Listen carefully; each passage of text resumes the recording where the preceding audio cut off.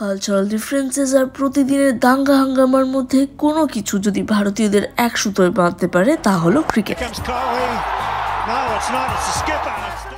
একটা ক্রিকেট ব্যাটের ইম্পর্টেন্স যে কতটা সেটা ভারতীয়দের অন্তত বোঝাতে হবে না। ক্রিকেট ব্যাট হতে হবে লাইট ওয়েট, শক অ্যাবজর্বেন্ট আর ডিউরেবল, তবে না মারবে ঘুরিয়ে সিক্সার।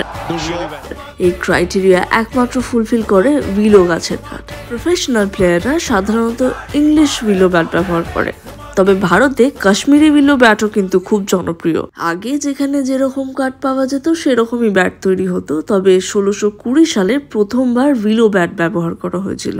আর 18th সেঞ্চুরিতে এই কাঠের ব্যাট গ্লোবালি পপুলার হয়েছিল। শুধুমাত্র ব্যাট বানানোর জন্যই উইলো গাছের চাষ হয় এখন। 15 থেকে 20 বছর সময় লাগে একটা উইলো গাছ বড় হতে, আর এই ফুলি গ্রোন গাছ থেকে প্রায় 30 থেকে 40টা ব্যাট তৈরি হয় on an approx.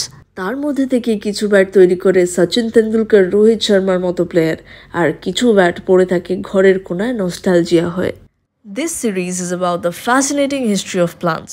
Hi, this is Riddhi and I talk about plants.